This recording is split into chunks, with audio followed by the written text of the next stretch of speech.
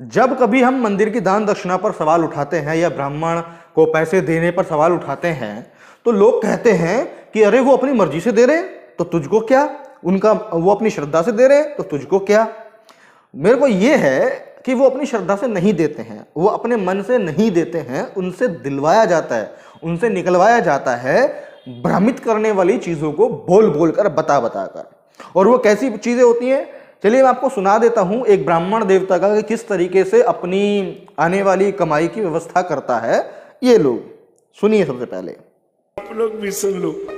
कभी भी किसी ब्राह्मण के द्वारा सत्यनारायण भगवान की कथा का भी वाचन अगर आपने कराया है, हवन भी कराया है, कोई भी कार्य ब्राह्मण द्वारा कराया गया है, तो परम आपका धर्म है कि ब्राह्मण को संतुष्ट करके भेजना आपकी जिम्मेदारी है।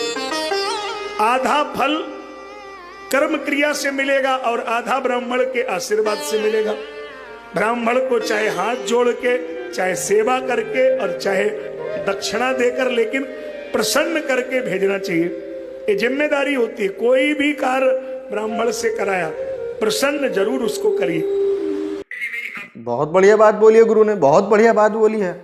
मतलब 50% फल मिलेगा जो उस ब्राह्मण ने कर्मकांड किया है और 50% रिजल्ट मिलेगा ब्राह्मण को खुश करने के बाद में।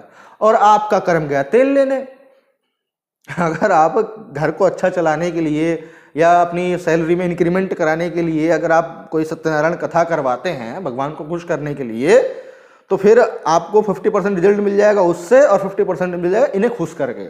आप अगर ऑफिस में काम ना भी करो तब भी आपका इंक्रीमेंट हो जाएगा, तब भी आपका प्रमोशन हो जाएगा, सिर्फ इनको खुश करके। तो देख रहे हैं किस तरह की व्यवस्था बना रखी है। अच्छा चलो एक काम और करते हैं हम इसी वीडियो के कमेंट्स पढ़ते हैं। भाई मैं तो चलो बताता रहता हूँ, आपके सामने चीज़ें बोलता रहता हूँ, लोगों का देखते हैं क्या। ये इन्हीं के ऑफिशियल चैनल से अपलोड हुई वीडियो है, तो हम इसके कमेंट सेक्शन में जाते हैं। तो सबसे ऊपर पहला कमेंट है, ब्राह्मण को बुलाना सबके बस की बात नहीं है। अच्छा, और इस बात को बोल कौन रहा है? इस बात को बोले दिवाकर शुक्ला जी, जो खुद ब्राह्मण है तो जाहिर सी बात है भाई अपना तो बचाव करेंगे ही। अच्छा, उसके के बाद में अगला कमेंट है, साफ साफ बोलो ना, भीख देकर भेजना है। उसके बाद किशु शर्मा, वाह वाह क्या बात है, इन लोगों से कुछ कारवान ही नहीं चाहिए। सही बात है। अगर ब्राह्मण को ना बुलाया जाए तो कौन सा पाप लगेगा? देवेंद्र जी कंफर्म कर रहे हैं कि भाई कोई बड़ा नुकसान तो नहीं हो जाएगा। उसके बाद में है, कोई भी कार्य जिससे फल मिलता है खुद के करके पूरा फल ले लेना चाहिए। बिल्कुल सही बात है। जिस भी डर, जिस भी चिंता के लिए हम वो सत्यनारायण की कथा करा रहे हैं, सत्यनारायण कथा करा रहे हैं, भाई उस काम को तू करना ठीक तरीके से तो फल मिल जाएगा। उसके लिए फिर उसकी आवश्यकता ही नहीं है। संजीव मीना कह रहे हैं, ब्राह्मण के श्री मुख से मुहूर्त निकाला जाता है शादी समारोह का, अगर वहां शादी फेल होती है तो क्या करना चाहिए? हमारे हिसाब से केस बनता है। बिल्कुल डेफिनेटली बहुत बढ़िया बात कही है कि भाई जब हम क्या बोलते हैं, जब हमसे कोई किसी चीज़ का वादा करता है, दावा करता है और उसके बाद में जो है मुकर जाता है, तो हम उस पर क्या बोलते हैं, डिफॉल्ट का केस लगाते हैं, फ्रॉड का केस लगाते हैं। तो सेम ऐसे इन पर भी होना चाहिए कि भाई शुभ मुहूर्त निकाल के इन्होंने दिया है आपको 365 दिन में से, और शुभ समय आपको दिया है और उसी का उसने फीस भी लिया है, और उसके बाद में शादी अगर टूट जाए तो वो कैसा शुभ हुआ भाई? तो फिर अगर वो दावा टूटा है तो फिर फ्रॉड केस तो बनता है। अच्छा, उसके बाद में, अगर ब्राह्मण हद से ज्यादा मांगे जो हम देने में समर्थ नहीं है तो क्या करें? उनको खुश करने के लिए अपना घर द्वार बेच दें या अपने घर का घना जेवर, अच्छा जेवर बंधक रख के उनको खुश करें। सही बात है भाई। अगर या तो कोई फीस रख लो आप लोग अपनी कि हाँ भाई इतना रुपया जो है हम लेंगे, तो आदमी सोच समझ के बुलाए। अब तुमने ये बोल दे खुश करके भेजो, भाई खुश ना हो तो डिमांड रख दे पता नहीं क्या क्या, आदमी क्या करे फिर? और ना करे तो भुगतेगा बेचारा, उसको पाप लगेगा। कब तक दूसरे के भीख पर जीते रहोगे? कभी तो मेहनत कर लिया करो। जैसे ईंट पत्थर तोड़ो, टट्टी साफ करो, शमशान घाट में मुर्दा जलाओ, बूट पॉलिश करो, खेती करो, बोझा ढो। ये बबलू दास जी कह रहे हैं। तब तो ब्राह्मण अपने आशीर्वाद से ही फल प्राप्त करे, किसी के दरवाजे पर भीख नहीं मांगना चाहिए। सही बात है भाई, जब तुम दूसरों के प्रॉब्लम्स सॉल्व कर रहे हो सत्यनारायण की कथा करके और उनसे पैसा मांग रहे हो और बोल रहे हो कि हाँ 100% काम पूरा हो जाएगा यदि हम खुश हो जाते हैं, तो उस कथा को अपने लिए कर लो कि हाँ भगवान मेरे घर को पैसे धन धान्य से भर दे, तो उसके बाद तुम्हें मांगने का जरूरत ही नहीं पड़ेगा, फिर समाज सेवा करना उस पैसे से।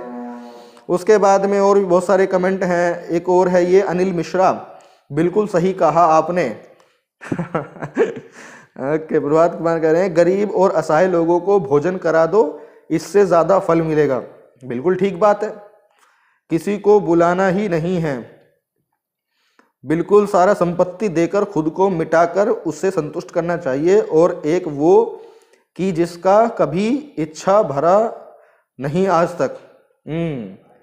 दिवाकर शुक्ला जी कह रहे हैं देखो भाई, लेने देने के कारण ही हम तुमको पढ़ाएं, तुम हमको गाली देते हो, वह ये पता नहीं क्या है।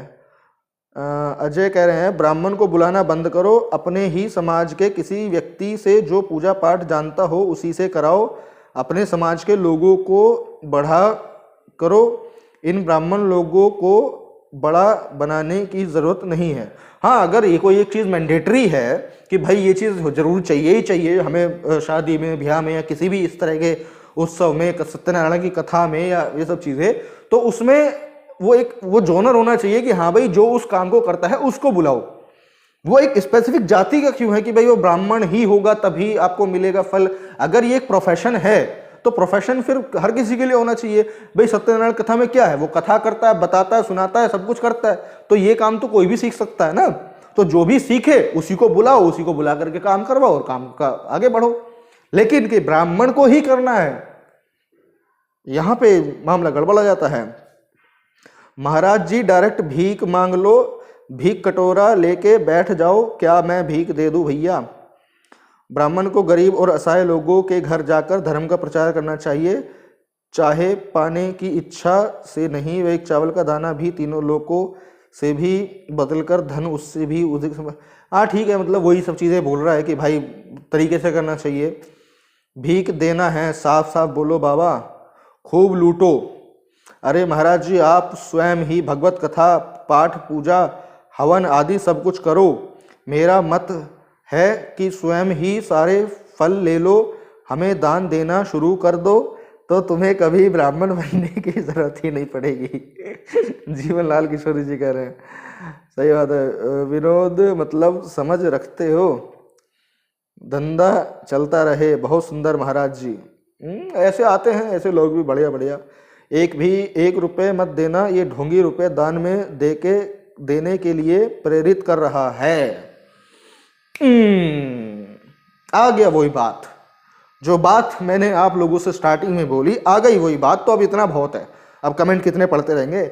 1 रुपया मत देना, ये ढोंगी रुपए दान में देने के लिए प्रेरित कर रहा है।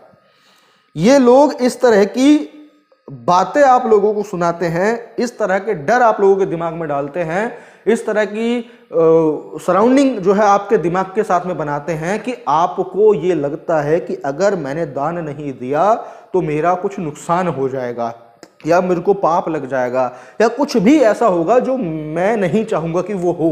अगर मैंने दान नहीं दिया तो, मैंने ब्राह्मण को खुश नहीं किया तो ये जो विचारों की सराउंडिंग ऐसी बनाते हैं, तो तब इंसान जो है वो पैसा अपने आप देता है बिना उस एटा मूवमेंट मांगे। समझ गए हैं? तो ये सिस्टम जो है इस तरीके का चला हुआ है। और बाकी आप अपनी राय जो है इस वीडियो में बताइएगा कि भाई इन ब्राह्मण देवता को या इनके जैसे जो और लोग हैं उनके लिए आपके क्या विचार हैं, और अन्य लोगों तक इस वीडियो को जरूर शेयर कीजिए। मैं प्रशांत बहुत मिलता हूं आपसे अगली वीडियो में, तब तक के लिए बहुत बहुत शुक्रिया, धन्यवाद।